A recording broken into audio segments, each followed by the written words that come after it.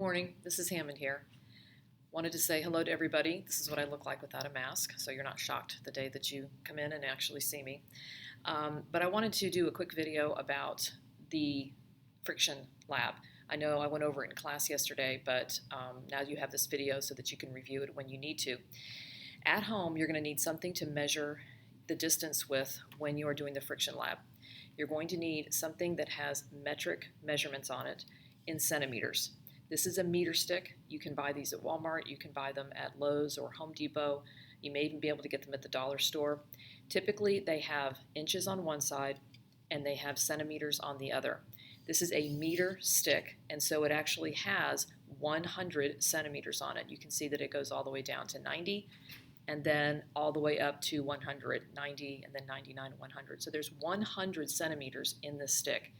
You may also use a measuring tape, okay, something that maybe somebody at home measures cabinets or when you're hanging pictures, or it even might even work if somebody sews and they have it in centimeters. But because it's science, we need to use the metric system. So this is one thing you'll need. You'll also need a ball, okay? I'm using a golf ball, but any kind of ball works as long as it's round. It's not like a football or something like that. It has to be able to roll smoothly. And you're going to need something to form a ramp. So in the paper that you're going to be using, it shows you how to set up, and I sent you this paper in an email attachment last week, and it says Friction Lab on it. You can use this paper, you can print it out, you can also just look at it right there on your screen if you don't have a printer, and then just write the information down on a piece of paper, your data, as you're going along and answering the questions. There's also another form of this lab that is in your lesson on the last page, and you can use that as well. It's slightly different. It's the same lab. It just asks a few more questions, and either one is completely fine if you can't find this one. All right, so on this paper, it shows you how to set up the lab. It shows you here at the top that you're going to have some sort of a ramp. I recommend a very low ramp, maybe the width of your laptop, slightly higher your laptop case, but very low. This is because when you put the ball on and it starts to roll on a flat surface or on a smooth surface, it's going to roll pretty far. And just having a slight incline is plenty. You're also going to need something to form a ramp. We've used a piece of cardboard here at school, but you can use anything that can form a ramp at home. A piece of wood, maybe. Just look around and find something flat that kind of simulates or kind of looks like this, that you can roll a ball down. And you can see here it shows you exactly what to do. You're going to be making your ramp. You're going to be leaning it against your surface, whatever it is, your height, and you're going to be placing your ball at the very top and letting it roll down and then go across a surface.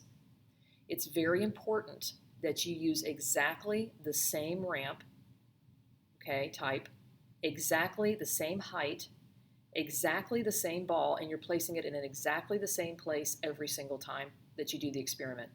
These are called your constants.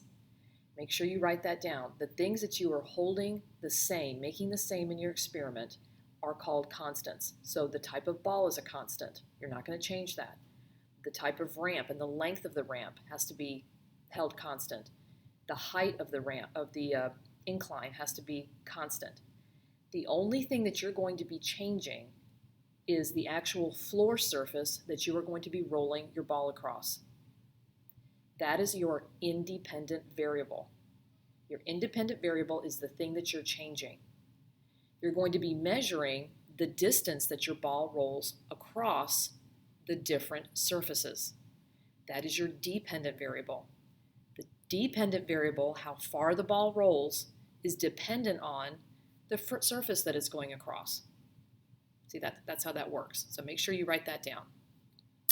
Down here at the bottom is a chart that helps you keep track of your data. So you're going to have 4 different floor surfaces that you're going to test. So remember, that's the only thing that you're changing up here is the type of surface that your ball is going to be rolling across. So down here, the floor surfaces that we've chose here at school, and you can choose at home, is a floor surface that's here at school, which is just flat floor, and we're just calling it floor, number 1. Number 2, a piece of carpet or a rug. You can use something at home The third thing, or a blanket. If you don't have a rug, you could use a blanket or different surfaces like that. Or if you have carpeting only, maybe try to find a flat surface that it can roll across, maybe in your bathroom, something like that, something that's different. Then we went outside. Concrete was the third, and then the fourth was grass, went right across grass. It doesn't really matter what your surfaces are, they just have to be different. You should be asking yourself, this is a friction lab, which surfaces you think will have the most friction. Okay, just be thinking about that ahead of time, sort of making a hypothesis. Now, you need to know what friction is. So for you people at home, I'd like you to write at the top of your lab a definition of friction. That should come from page 2 in your lesson. Don't put the word rubbing in there because that's not part of the definition. When two things rub together, they are experiencing friction, but that's not what friction is. So write up here what the definition of friction from your lab so that you know what it is you're trying to measure, okay, or why your ball is going different lengths. When you're measuring the length, how far your ball rolls across these surfaces, you're going to be measuring, just like here on the paper, from the bottom of the ramp out to where the ball stops. If the ball stops and rolls backwards, you don't want to measure where it rolls back. You want to measure its farthest distance. Sometimes it helps to have somebody help you with this, maybe at home, okay? Then you're going to take your, whatever your measuring device is, and you're going to measure in centimeters, remember, how far the ball is rolling, and put that data down here. You're going to do 3 trials, 3 trials for each floor surface. So do it 3 times. Okay, after you get your data, show it to me. Okay, just let me know that you finished that, and let me make sure that you have it in centimeters, and you have to have cm or centimeters written next to each one of your numbers. You can't just post a number like 5 or 50, because the next question is, if I look at this, or if somebody shows you a number, if I just walked up to you and said 16, your next question is 16 what, Mrs. Hammond? That's what I'm going to ask you. It's what scientists ask. If you just have a number here and it says 23, next question is 23 what? Elephants, monkeys, centimeters, degrees? I have to put centimeters. I have to know that it's not inches. Okay. Also, do not use fractions. You have to use decimals only. So when you're measuring this, if it goes past one of these centimeters a little bit further, maybe halfway from between 1 centimeter and the other, it would be 0.5. It would be 44.5 centimeters. Okay, that's how we would do it, about halfway. All right, next, you're going to go on the second page. All right, sorry. Here. So now that you have your data, the next page shows you that they want you to average your data. The way that you average data is you actually add the 3 numbers that you got for your data together, and it tells you how to do it. But down here, trial 1 plus trial 2 plus trial 3, you're going to add it together, and then you're going to divide by 3. So the data for floor surface, so the first one, that's how many centimeters plus how many centimeters. You can even put little plus signs in between each of your trials.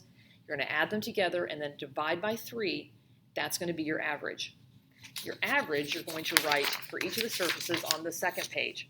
So there should be a spot here. You're just going to write down your surfaces again. So floor, carpet, concrete, and grass. And you're going to write the average distance that your ball rolled for each of those.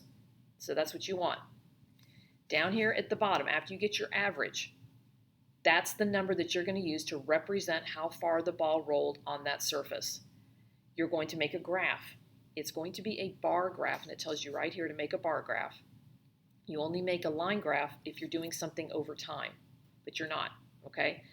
All right, so, and it tells you can go to Create a Graph, so you can go on your computer to a website. There are several out there, but one's called Create a Graph, and you put your data in, and it actually makes the graph for you, all right? So I'm going to stop here, and then I'm going to do a second video on how to make the graph. So good luck. If you have any questions, please email me, but we'll get at least this far, and then I'll do a second video on the graph.